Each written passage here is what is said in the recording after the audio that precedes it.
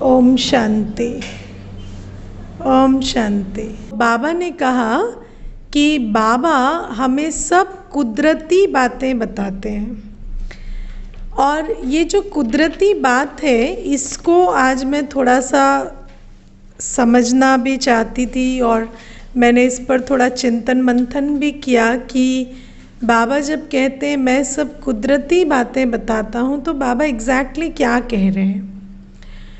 तो बाबा हमें वो बताते हैं व्हाट इज, है ना, व्हाट इज। बाबा हमें ये नहीं बताते व्हाट शुड बी या व्हाट इज रॉन्ग या व्हाट इज राइट। बाबा बताते व्हाट इज, है ना। बाबा हमें सत्य बताते हैं, और what is many a times clashes with what should be. ठीक है, इसको हम आज थोड़ा सा गहराई से समझेंगे। और बाबा ने आज एक और बात कही कि तुम चूं चां मत करो। बाबा ने थोड़ी कहा बाल बच्चों का क्या हाल होगा, एक्सीडेंट में अचानक कोई मर जाते हैं तो कोई भूखा रहता है क्या? कोई ना कोई मित्र संबंधी आदि देते हैं खाने के लिए, है ना। तो ये जो बाबा आज बातें कर रहे हैं इसको हम थोड़ा सा ध्यान से समझेंगे कि बाबा एक्चुअली क्या कह रहे हैं। देखो, मैं आपको एक किस्सा सुनाती हूँ इससे पहले कि मैं आपको चिंतन मंथन सुनाऊँ। एक बार एक भाई आए थे सेंटर पर, तो उस भाई ने मुझे कहा दीदी आजकल मित्र संबंधियों में भी कितनी ईगो है। तो मैंने कहा ईगो तो सभी में है, बाकी आप किस संदर्भ में कह रहे हैं वो थोड़ा समझाइए। तो मुझे कहते मेरा भाई है, तो मेरे भाई की बेटी का किडनी फेलियर हो गया। तो मैंने उसको कहा कि तुम्हारी लड़की का जो ट्रांसप्लांट का खर्चा है वो मैं दे दूँगा। लेकिन वो नहीं माना और उसने कहा कि नहीं, मेरे में बहुत ईगो है और मुझसे वो पैसा नहीं लेना चाहता, और उसके पास उतना पैसा है नहीं कि वो उसका इलाज करा सके, और उसने मेरी हेल्प को रिफ्यूज़ कर दिया और वो लड़की सफ़र कर रही है। तो उसने मुझे कहा कि दीदी ये तो गलत है ना कि वो मुझे रिफ्यूज़ कर रहे हैं और फिर वो लड़की सफ़र कर रही है। तो मतलब वो बाप जो है उसको बेटी से प्यार नहीं है, और उसने इस तरह की बहुत सारी बातें कही। तो मैंने उसको कहा मैं सब कुछ तो नहीं कह सकती आपको, अभी आप पहली बार आए हैं मेरे पास, ज्ञान तो बहुत बड़ी चीज़ है, लेकिन मैं आपको एक छोटा सा सवाल पूछना चाहती हूँ, आप उसका उत्तर हाँ या ना में देना। तो उसने कहा कि हाँ पूछिए। तो मैंने उसको पूछा क्या आप ऐसा समझते हैं कि कोई जिएगा या मरेगा उसका फैसला आपके हाथों में है? क्या आप ऐसा समझते हैं कि किसी के जीवन या मृत्यु का डिसीजन आप ले सकते हैं? तो उसने कहा कि नहीं, और वो थोड़ा घबरा भी गया। तो मैंने उसको कहा कि ये जो मनुष्य का देहाभिमान है ना, वो ड्रामा को नहीं समझता, है ना। तो ड्रामा में जो है जैसा है ऐसा ही है, और इसके बीच हम अपना कर्म करें, लेकिन वो कर्म को करते समय हम ड्रामा का ज्ञान बुद्धि में रखें, वरना वो कर्म विकर्म बन जाता है। जब हम एक हेल्प ऑफ़र करते हैं, लेकिन उस हेल्प को ऑफ़र करते वक्त हम ड्रामा को भूल जाते हैं कि ड्रामा अनुसार यदि किसी को वो हेल्प लेनी होगी तो वो लेगा, अगर नहीं लेनी होगी तो वो नहीं लेगा। And I should be okay in both these circumstances तो वो हेल्प नहीं रहती, वो हेल्प एक डेपिक्शन ऑफ ईगो बन जाती है ना। सो ये बहुत डीप बात है जो मैं आपको आज सुना रही हूँ, क्योंकि हमारी ये जो बुद्धि है ना, इसमें शुड, शुडेंट, राइट, रॉन्ग इतना भरा हुआ है कि हम कुदरत को नहीं समझ पाते, हम ड्रामा को नहीं समझ पाते। We don't understand it is what it is, we only understand it should be like this, it is not like this is right, this is wrong, हम इतना ही समझते हैं। लेकिन बाबा कहते हैं मैं तुम्हें कुदरती बात समझाता हूँ, और ड्रामा का ज्ञान, आत्मा का ज्ञान, परमात्मा का ज्ञान, ये कुदरत है, ये फैक्ट है ना। और फैक्ट को समझना होता है, और फैक्ट को समझकर कार्य करना होता है। जैसे राइट नाउ जो फैक्ट बाबा हमें रोज़ समझाते हैं मुरली में, वो ये है कि किसी भी सिचुएशन में it is not what you do, because आप में से कौन है जिसने अपने जीवन में डूइंग को नेग्लेक्ट किया है। We all have done our best, चाहे वो शरीर के संदर्भ में हो, चाहे वो संबंध के संदर्भ में हो, चाहे वो सिचुएशंस या काम के संदर्भ में हो, वी आर ऑल डूइंग, और हमें डूइंग का ज्ञान बहुत अच्छा है। तो ऐसा नहीं है कि we are not doing our best, but the world is suffering not because we are not doing enough, it is suffering because we are not being while doing,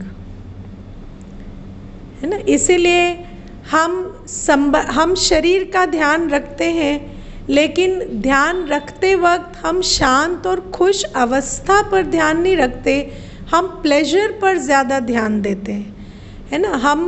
आप देखो, हम राइट काइंड ऑफ फूड भी खाते हैं ना, तो भी worry करके खाते हैं, स्ट्रेस करके खाते हैं। आज व्यक्ति दवाई भी खाता है तो वो फेथ से या होप से नहीं खाता, वो किस तरह से खाता है, डर से खाता है। तो दवाई तो वो खा रहा है, लेकिन तो डूइंग तो वो कर रहा है जो उसको शरीर के लिए करनी चाहिए, लेकिन जिस स्टेट में करनी चाहिए वो नहीं करता।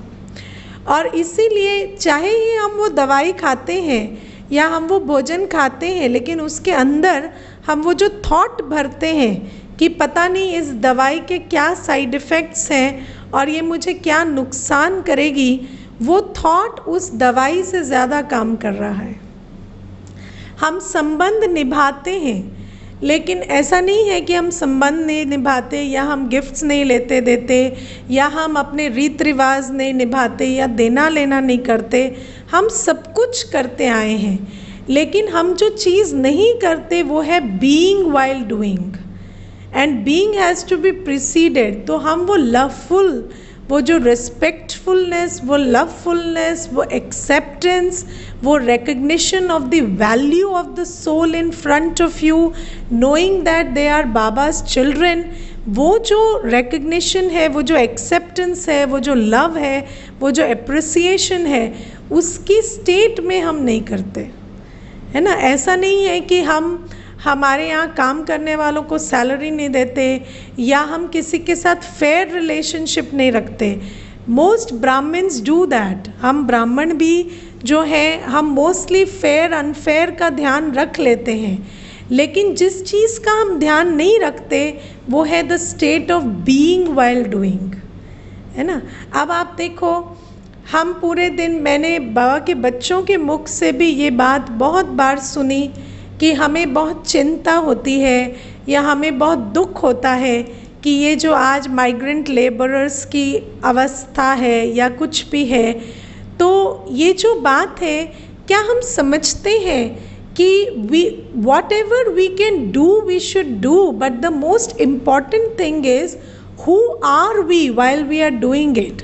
और मोस्टली हम कर कुछ भी नहीं रहे हैं, there is nobody who is doing anything for them, or maybe we are doing something which is not more than a very tiny drop in the ocean, and I don't know how much of difference it can bring about. But giving that thought of respect and that thought of support, जो बाबा कहता है कि हिम्मत की टांग देना आत्माओं को अपनी संकल्प शक्ति से, वो हम कर रहे हैं, ये हमें सोचना है ना। तो ये जो हम संबंधों में, शरीर में, we are doing but we are not being. किसी भी सिचुएशन में, चाहे हमारे जीवन में आज कोई भी परिस्थिति है, चाहे वो एक फाइनेंशियल सिचुएशन है, चाहे वो एक बिजनेस रिलेटेड चीज़ है, चाहे वो एक सिचुएशन रिलेटेड चीज़ है, कोई बीमार है, कोई अस्वस्थ है, you have to take care of them, that is a situation. तो इन सारी सिचुएशंस में the important thing is who are you while you are doing all of that. You are trying to set your business right, but while doing that, if you are in a state of fear, if you are in a state of stress, or you are going and serving the country, a doctor is going and performing his duty of a doctor, a policeman is performing his duty of a policeman, good enough, we are all doing what we can, but the thing is, are we being who we need to be, है ना। और इसीलिए ये जो बाबा कहते कुदरती, कुदरती मतलब बाबा हमें रोज़ क्यों कहते हैं तुम अपने को आत्मा समझो, तुम बाबा को याद करो, है ना। तुम शुडेंट में मत फंसो, तुम तुम्हारी जो लाइबिलिटीज़ हैं उसमें मत फंसो, अपनी बुद्धि को उसमें मत फंसाओ, बुद्धि को फ्री रखो। बाबा कहता है अगर कल तुम शरीर छोड़ दोगे तो भी दुनिया वैसे ही चलेगी, but the thing is, if you stop being yourself, then you will be a burden to the world, है ना। मैंने ऐसे पेरेंट्स देखे हैं जो पेरेंट्स बच्चों को रोज़ कहते हैं हम तुम्हारे लिए परेशान हैं, हम तुम्हारे लिए स्ट्रेस्ड हैं, और बच्चा 18 साल का भी नहीं हुआ है और पेरेंट्स इतने डिप्रेशन में आ चुके हैं कि वो बच्चे का सपोर्ट नहीं, बच्चे की लाइबिलिटी बन चुके हैं, राइट। तो बच्चे के लिए वो एक हेल्प होने की बजाय बच्चे के लिए एक लाइबिलिटी बन चुके हैं, क्योंकि वो पेरेंट जो कहता है कि मैं तुम्हारी चिंता कर रहा हूँ, तुम्हारी चिंता कर रहा हूँ, वो चिंता कर कर के वो उस बच्चे को मदद नहीं कर रहे हैं, वो अपना ऐसा हाल कर चुके हैं कि बच्चे का कहीं मन नहीं लग रहा, बच्चे को कहीं कंसंट्रेशन नहीं हो रहा, क्योंकि मेरे पेरेंट्स दुख में हैं।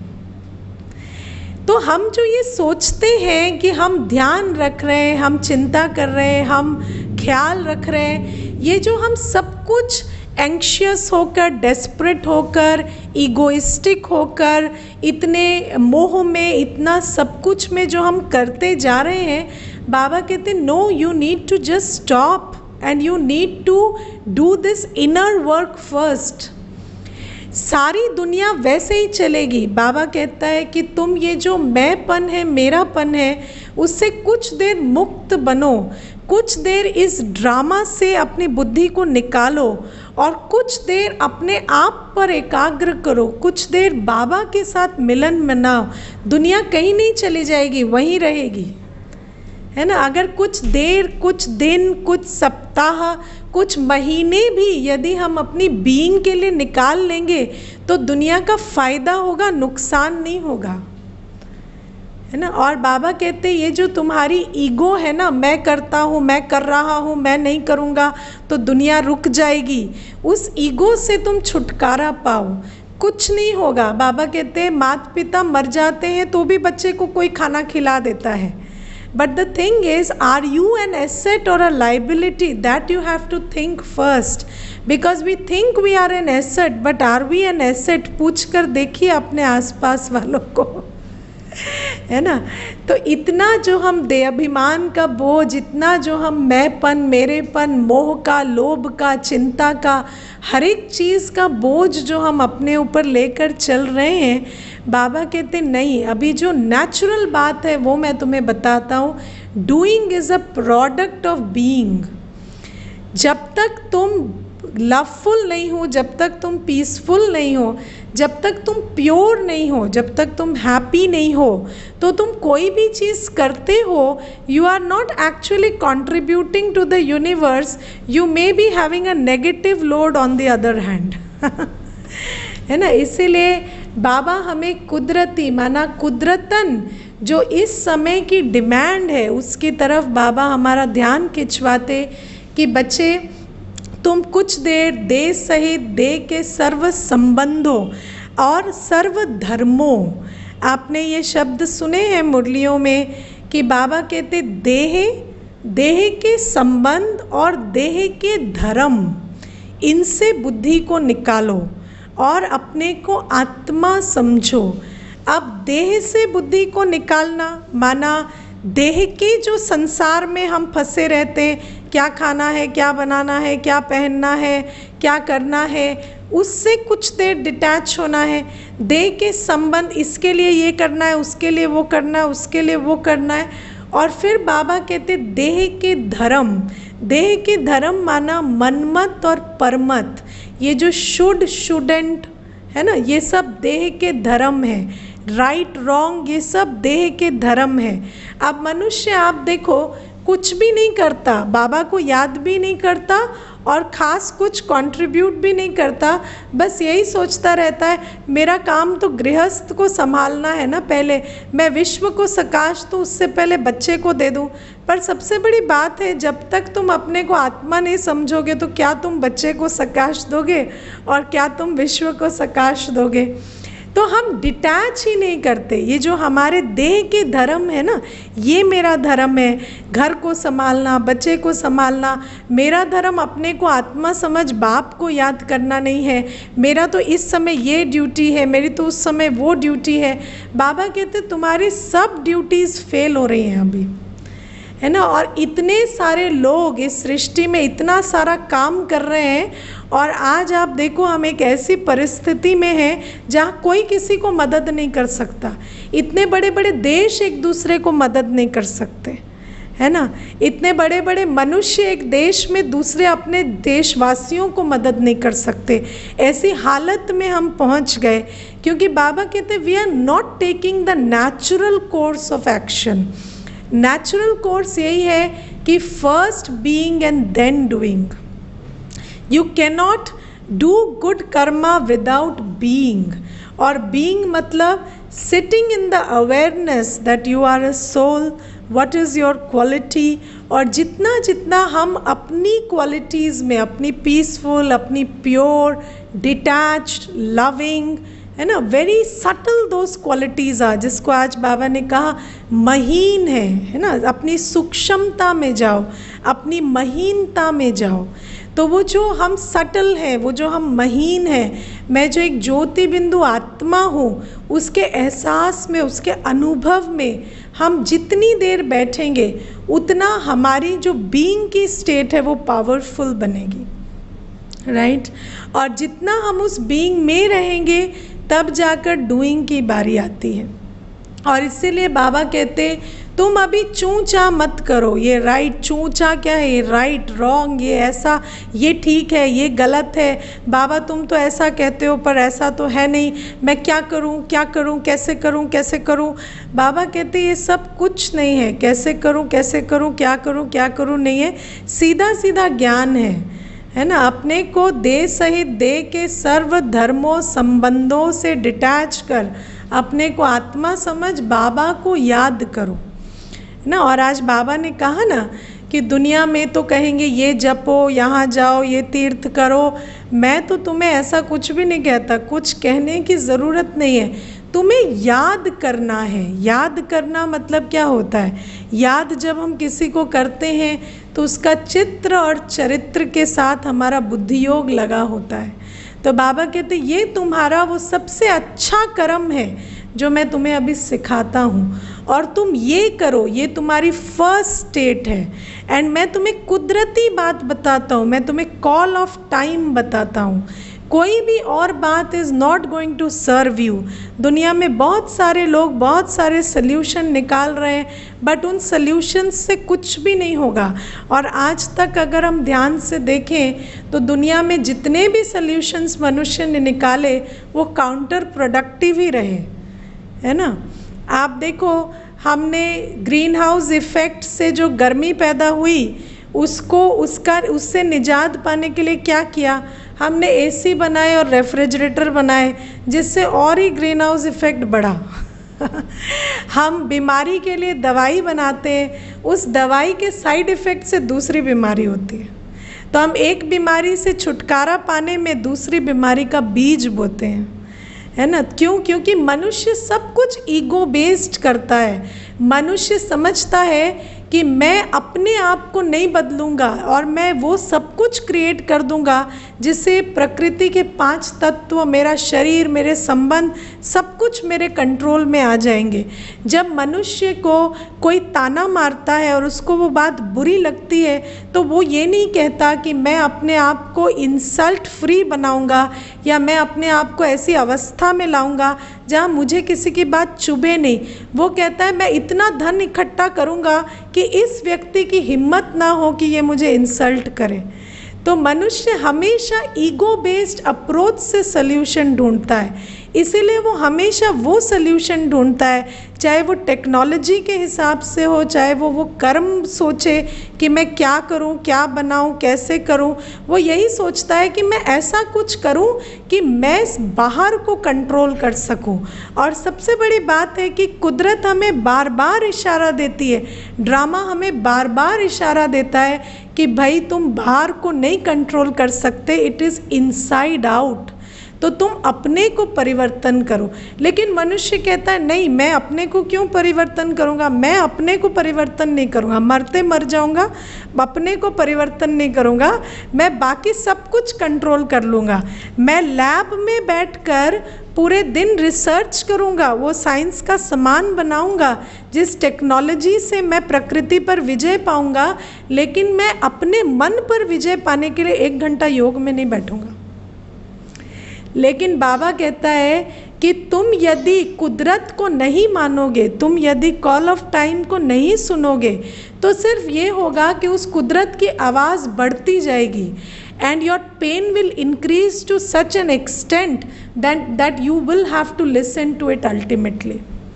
इसीलिए मनुष्य को अल्टीमेटली तो देह के संबंध और देह के धर्म, राइट रॉन्ग, शुड शुडेंट भूल कर, है ना, चाहे उसको ऐसा लगे कि पवित्रता तो बहुत गलत बात है गृहस्थ धर्म में, लेकिन वो जो बात उसको दुनिया ने कही कि ये गलत है, वो भगवान कहता है this is the only solution, और वो उसको मानना ही पड़ेगा, कितना भी वो ईगो में रहे और कितने दिन भी वो डिनाई करे। लेकिन प्रकृति फोर्स करेगी, पवित्रता को भी फोर्स करेगी, याद को भी फोर्स करेगी। एक समय आएगा जब हर एक को सब कुछ छोड़कर याद करना ही पड़ेगा। और आज भी आप देखो, किसी मनुष्य को आप पूछते हो कि आप क्या कर रहे हो या आपको क्या लगता है कि ये जो आज विघ्न आया है सृष्टि पर, इसका क्या सल्यूशन है, तो कहते वी कैन ओनली प्रे, है ना। But the only thing is it is not prayer that is required. भगवान जिसको लोग प्रे करके पुकार रहे हैं, वो आके सल्यूशन दे रहा है कि बच्चों इसका एक ही सल्यूशन है। वो सल्यूशन है कि तुम अपने को दे के धर्म, दे के संबंध को भूल, अपने को आत्मा समझ, बाबा की याद में बैठो और पवित्रता को धारण करो। Stop distracting your self with sensual pleasure, with food, with travel, with this, with that. What you have to do is you have to come to terms with reality, embrace purity, है ना। तो बाबा कहता है यही solution है, और जितना तुम इस सल्यूशन से भागोगे, वो प्रकृति का इशारा कि यही सल्यूशन है, वो इशारा तुम्हें और पीछे दौड़ दौड़ कर बताता रहेगा कि इसके अलावा कोई शॉर्टकट नहीं है। और ultimately people will have to realise that. इसीलिए बाबा कहते हैं ये चूँ चा करने की कोई ज़रूरत नहीं है, ये ऐसे कैसे, ऐसे तो नहीं, ये तो गलत है, वो शास्त्र में ये लिखा है, वो वेद में ये लिखा है, तो उन वेदों शास्त्रों से कल्याण क्यों नहीं हुआ हमारा। तो बाबा कहते हैं ये सल्यूशंस है ही नहीं, सल्यूशन यही है जो बाबा देता है। सबसे पहली बात है you have to detach and come to a place of peace and purity within yourself, that is the being.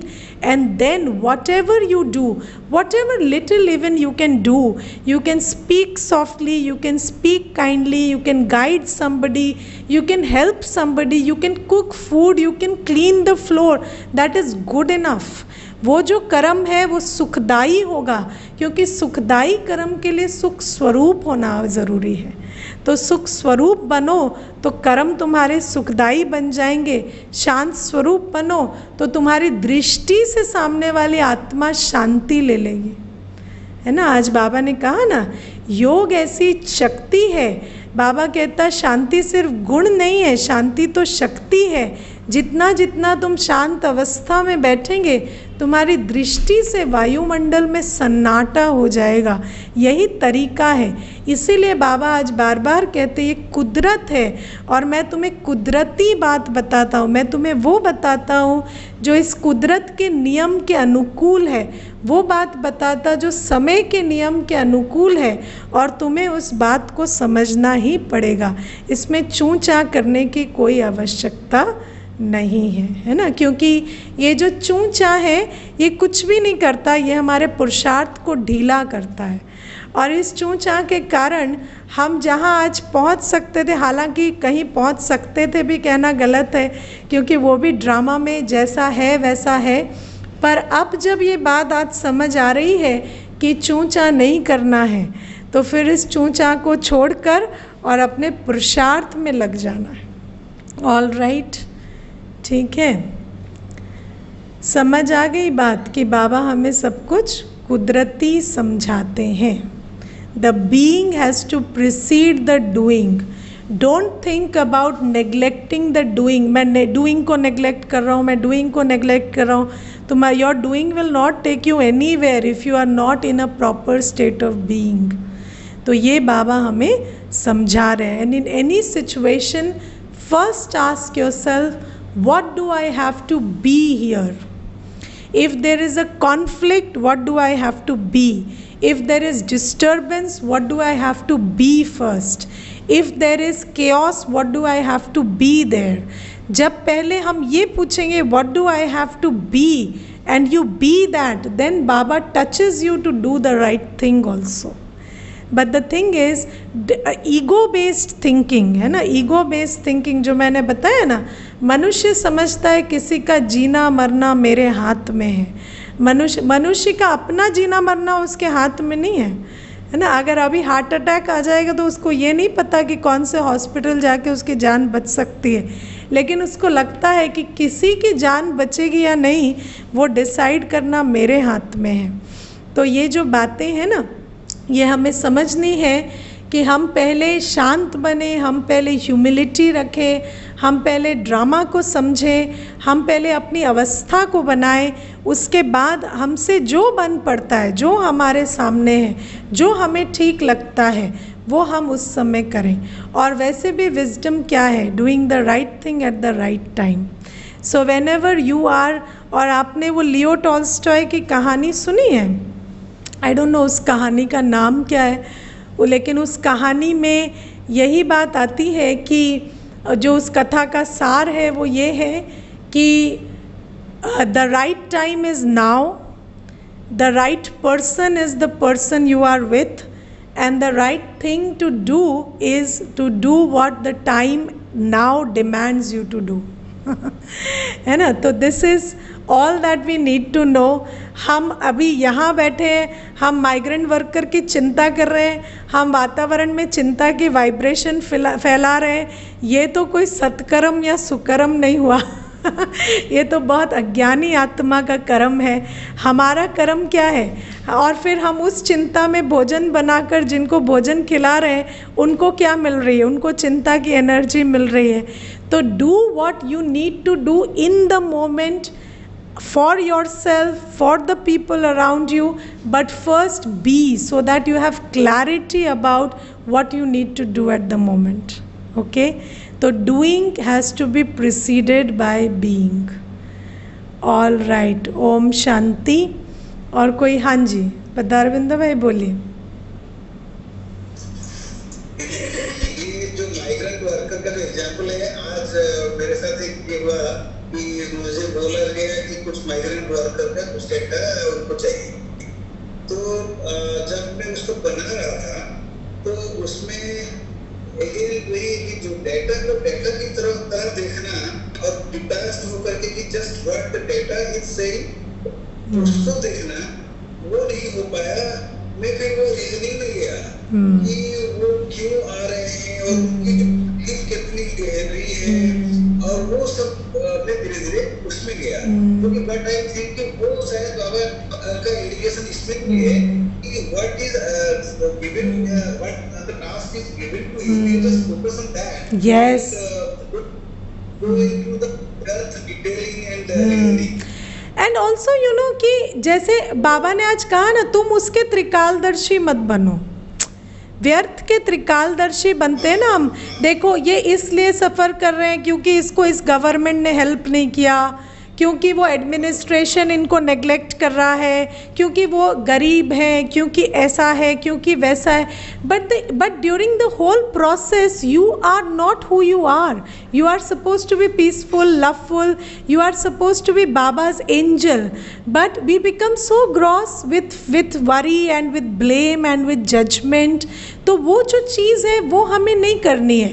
The thing is, जितना हम समझ नहीं पाते ना कुदरत को, जितना हम श्रीमत को समझ नहीं पाते, उतना हम हमारे सारे एक्शन, मैंने बताया ना, ego based actions are counter productive. You intend to do something, but when you are ego based, you don't understand your limitations, that is ego. You don't understand your possibilities, that is ego.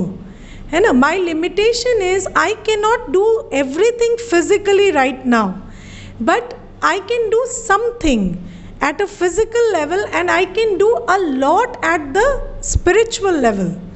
Right but मैं अपनी possibility को भी भूल जाती हूँ, मैं अपनी limitation को भी भूल जाती हूँ जब ईगो है, क्योंकि ईगो के साथ मैं उल्टा करती हूँ। मेरी जो पॉसिबिलिटी है ऑफ सर्विंग देम स्पिरिचुअली वो तो पूरी ख़त्म हो गई, और मेरी जो लिमिटेशन है ऑफ सर्विंग देम फिजिकली उसको मैं रिकग्नाइज नहीं कर रही, है ना। And then we going to blame and judgement and all that is counter productive. Every action based on ego is not only unproductive, it is counterproductive. Yes, if you are trying to help, इसीलिए तो विक्रम कहते हैं ना, उससे दे अभिमान में विक्रम बनते हैं, न्यूट्रल कर्म नहीं बनता, विक्रम बनता है। क्यों? क्योंकि जब हम दे अभिमान में कोई कर्म करने की कोशिश करते हैं तो हम उसका उल्टा कर जाते हैं, है ना। हम चाहते तो मदद करना है, लेकिन हम दे अभिमान में सामने वाले को ये एहसास दिला देते हैं कि तुम अपनी मदद करने लायक नहीं हो, मैं तुम्हारी मदद कर रहा हूँ। सो उसकी भी जो कैपेसिटी थी to help themselves, that also we have taken away. तो इस बात को हमें बहुत ध्यान से समझना है। इसीलिए बाबा कहते, बच्चे अभी तुम कुछ भी ये नहीं सोचो कि तुम कुछ कर सकते हो, तुम पहले तो अच्छा बच्चा बनो, आज्ञाकारी बनो, वफादार बनो, है ना। हम बहुत बड़े हो गए ना, बड़ा होना मीन्स ईगोइस्टिक। बाबा कहते बच्चे तुम पहले बच्चे बनो, तुम सीखो, पहले समझो, बोलो मत, सुनो, है ना। हमें सुनना नहीं आता। हाँ बोलिए। और एक बात है, जैसे आज बाबा ने बोला कि हम एक्टर्स हैं, ठीक है, तो एक्टर्स का जो है 5000 साल के अंदर बाबा एक बार आते हैं और डायरेक्शन देते हैं तो वो डायरेक्टर बनते हैं। यस, हाँ। और वो जो डायरेक्शन देते हैं वही डायरेक्शन 5000 साल तक चलता है या ऑटोमेटिक मोड में चलता है बाकी सारे? नहीं, वो जो डायरेक्शन देते हैं उससे जो संस्कार बनते हैं उसका कुछ ना कुछ रेसिड्यू तो अभी तक रहता है ना। इसीलिए तो बाबा कहता है ना, चोटी बच जाती है। हाँ तो हाँ हाँ वही डायरेक्शन जो है कंटिन्यू करता है संस्कार। हाँ हाँ, और वो जो चोटी है उसी को तो पकड़ के बाबा उठाता है ना। अगर किसी के अंदर कुछ भी नहीं है तो कहाँ से उठाएगा? बाबा हैज़ नो चोटी टू पिक यू अप। सो वो चोटी के रूप में तो थोड़ा बहुत बचता है ना, उसी को तो बाबा फिर पकड़ता है। हाँ अनीता बहन बोलो। दीदी, ये ऐसा नहीं कि अभी हम जो भी करते हैं हाँ, उसके हिसाब से हमारा पूरा 5000 वर्ष का हाँ, मतलब पूरा रोड है, तो हमारे अभी के किए हुए कर्म हम खुद ही लिखते हैं ना। हाँ, तो मतलब जैसे जैसे मेरा पुरुषार्थ है हाँ, उस अनुसार मैं पूरा अपना स्टॉक बनाती हूँ, बजट बनाती हूँ और हाँ। पूरे वो 5,000 फिर उसको रिपिन करके और जो हाँ। मैं बोलती हूँ वो अभी बोलती हूँ। हाँ। ऐसा ही ना? हाँ, ऐसा ही है। देखो, बाबा ने आज एक मुरली में बहुत इंटरेस्टिंग बात बोली है। बाबा ने कहा, तुम जानते हो बाबा इनमें आए हैं और हम उनके बने हैं। ठीक है। अब सबसे बड़ी बात है, जैसे अभी हम स्क्रिप्ट लिख रहे हैं, ऑल राइट, अपनी 5,000 वर्ष की स्क्रिप्ट लिख रहे हैं, पर स्क्रिप्ट हम लिख सकते हैं वो तो तब हमें पता चलता ना जब हम डायरेक्टर के बनते। हमें तो आधा संगम युग हमारा ये कहने में बीत जाता है कि बाबा हम तुम्हारे कैसे बन जाए, मेरा तो ये प्रॉब्लम है और ये प्रॉब्लम है और ये प्रॉब्लम है। तो फिर वो जो आधा संगम युग है वो तो हम वेस्ट कर देते, या कभी कभी 80% वेस्ट कर देते।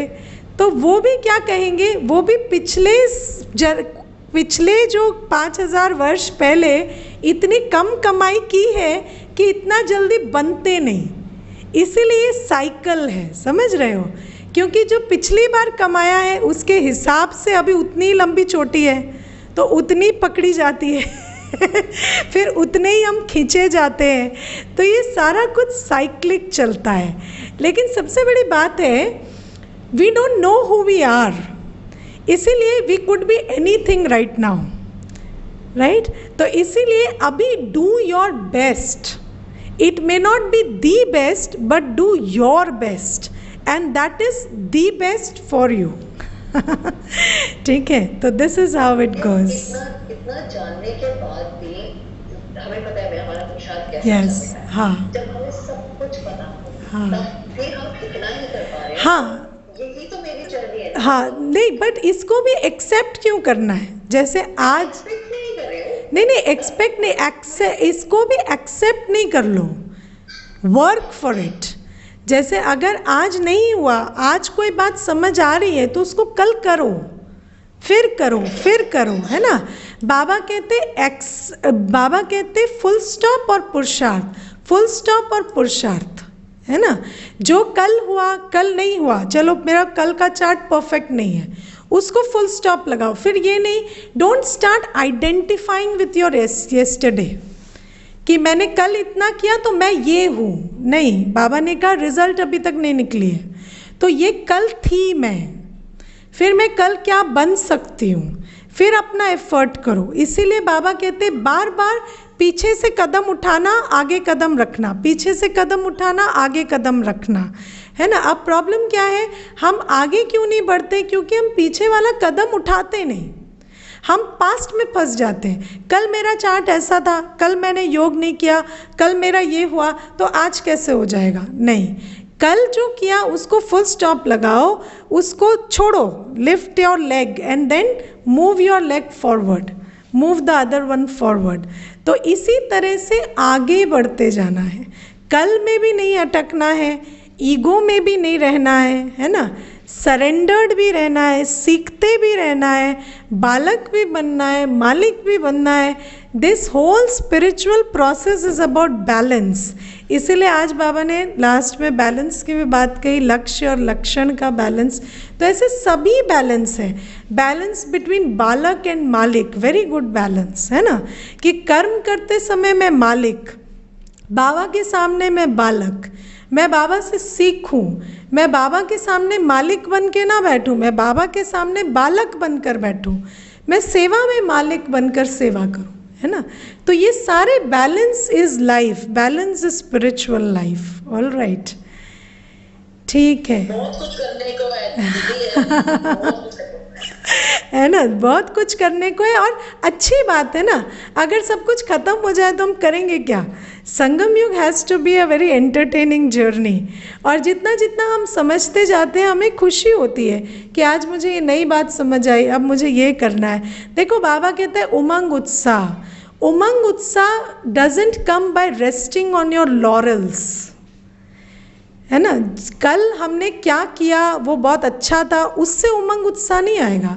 उमंग उत्साह आएगा जब हम समझे कि मुझे क्या करना है और मेरा साथी कौन बना है और मैं कर सकती हूँ।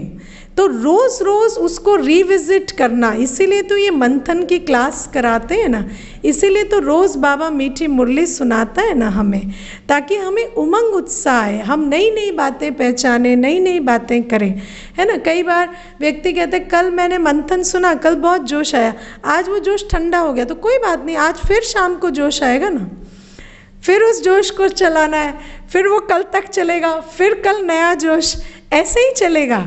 एक दिन की डोज नहीं चलेगी हमेशा। अगर एक दिन की डोज रोज़ चलनी होती तो बाबा रोज़ हमें मुरली देता क्या? नहीं। हाँ, बाबा को क्या पता नहीं है कि इनकी एक दिन की डोज चल जाएगी?